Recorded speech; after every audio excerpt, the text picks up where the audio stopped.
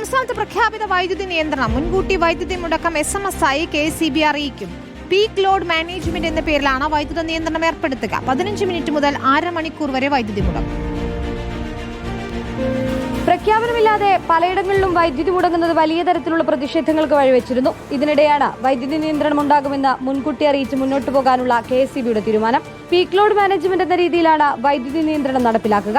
15 minute മുതൽ അരമണിക്കൂർ വരെ നിയന്ത്രണമുണ്ടാകും. ലോഡ് കൂടുന്നതിനനുസരിച്ച് പ്രാദേശികമായി നിയന്ത്രണം ഏർപ്പെടുത്തും. സാധ്യമായ സമയത്ത് SMS വഴി അറിയിക്കും. രാത്രി നിശ്ചിത സമയത്ത് പീക്ക് ലോഡ് മാനേജ്മെന്റ് കാരണം വൈദ്യുതി മുടങ്ങിയേക്കാമെന്നാണ് SMS. ലോഡ് ഷെഡിംഗ് എന്നതിന് പകരം ലോഡ് റെസ്ട്രിക്ഷൻ എന്ന പേരിൽ ദിവസങ്ങൾക്ക് മുന്നേ തന്നെ ഫീഡറുകൾ ഓഫ് ചെയ്തുകൊണ്ട് വൈദ്യുതി നിയന്ത്രിക്കാൻ തുടങ്ങിയിരുന്നു. സംസ്ഥാനത്ത് വൈദ്യുതി ഉപയോഗം വർദ്ധിക്കുന്ന സാഹചര്യത്തിൽ വിതരണം തടസ്സപ്പെടാതിരിക്കാൻ വൈദ്യുതി നിയന്ത്രണം 2 ദിവസം കൂടി ഉണ്ടാകുമെന്നാണ് വിലയിരുത്തൽ. വേനൽ മഴ ലഭിച്ചില്ല എങ്കിൽ വൈദ്യുതി പ്രതിസന്ധി രൂക്ഷമാകുമെന്ന് KEB സൂചിപ്പിക്കുന്നു. പ്രതിസന്ധി മറികടക്കാനും നിലവിലെ പ്രതിഷേധങ്ങളെ തണുപ്പിക്കാനുമാണ് KEB പ്രഖ്യാപിത വൈദ്യുതി നിയന്ത്രണമുണ്ടെന്ന് സമ്മതിക്കുന്നത്.